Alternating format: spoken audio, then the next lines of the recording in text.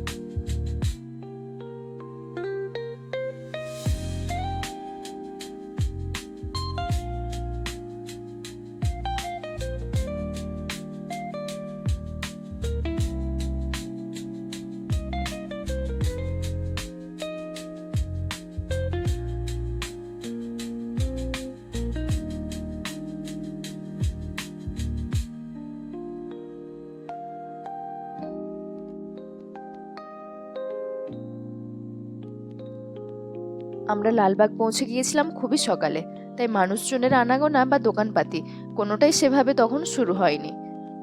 সকালে প্রচুর মানুষ এখানে morning walk, yoga and meditation আর ফটোগ্রাফির জন্য এসে থাকে।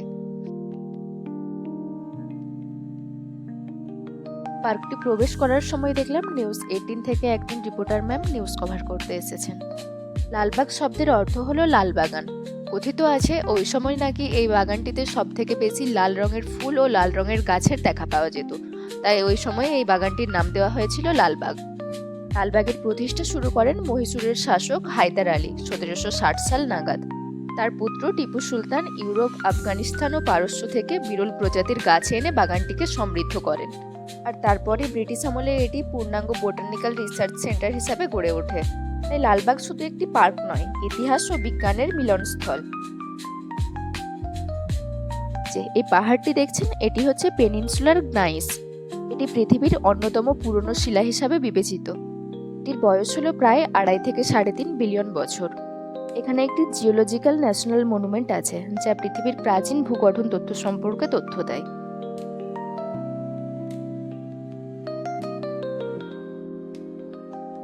এটির প্রাকৃতিক সৌন্দর্য এতই অপরূপ যে সহজেই যে কারো মনকে মুগ্ধ করে ফেলতে পারে। Bonsai plants, medicinal plants and orchids সমস্ত কিছুই রয়েছে এখানে। আপনাদেরকে এবার একটি প্রয়োজনীয় তথ্য দেওয়া যাক। সকাল 9টার মধ্যে পর্যন্ত কেউ যদি পার্কে প্রবেশ করে থাকে, তার জন্য পার্কিং এবং টিকিট সম্পূর্ণ বিনামূল্যে। আর এই সুবিধা নিতে এখানে প্রচুর মানুষ এসে থাকে মর্নিং ওয়াকের জন্য।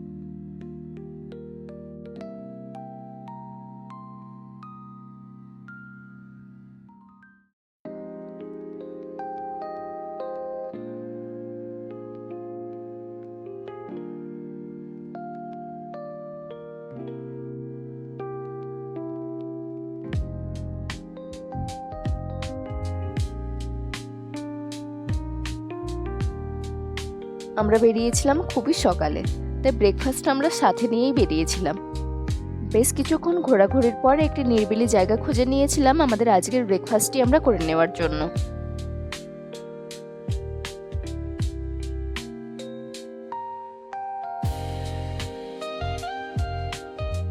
ব্রেকফাস্টের পর বেরিয়ে এসে চোখে পড়ে এই লেকটি।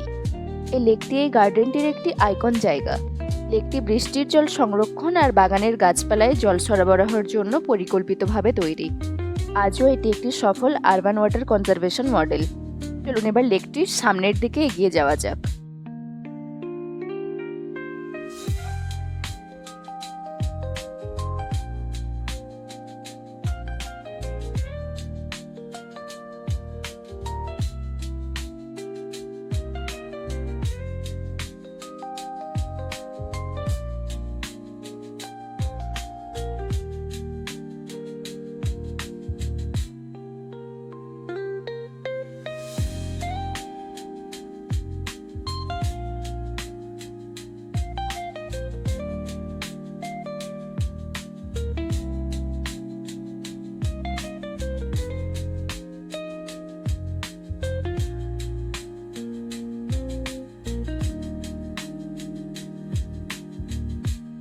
এই জায়গাটি দেখছেন, এখানটিতে একটি ওয়াটারফল তৈরি করা হয়েছে।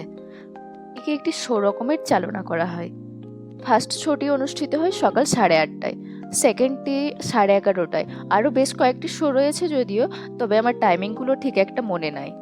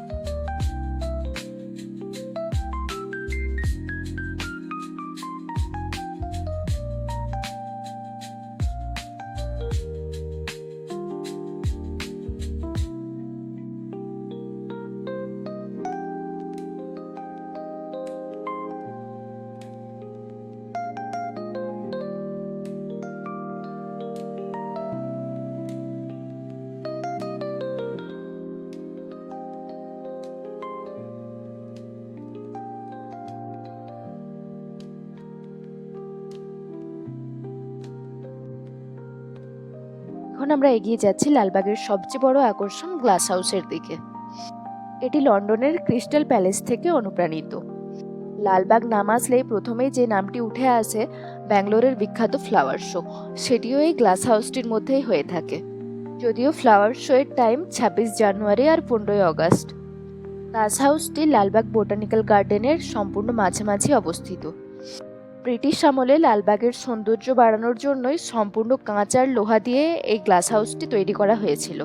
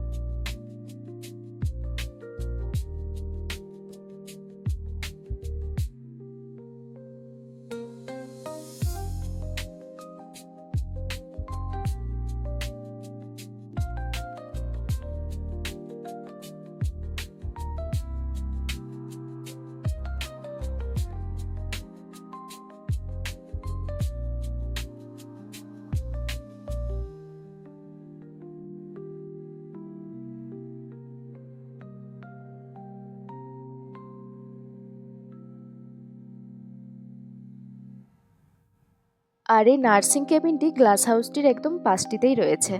বাচ্চার মায়েদের জন্য তো এগুলি খুবই উপকারী জিনিস।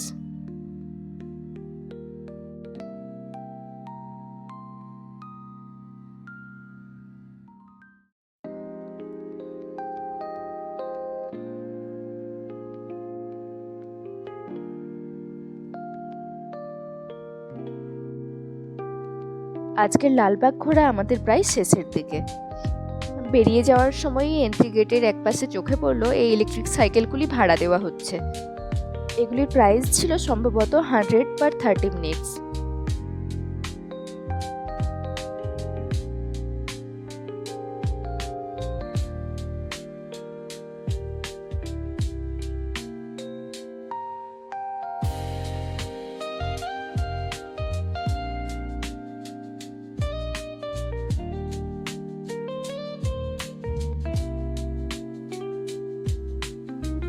আজ আমাদের লালবাগ ঘোরা সম্পূর্ণ কমপ্লিট।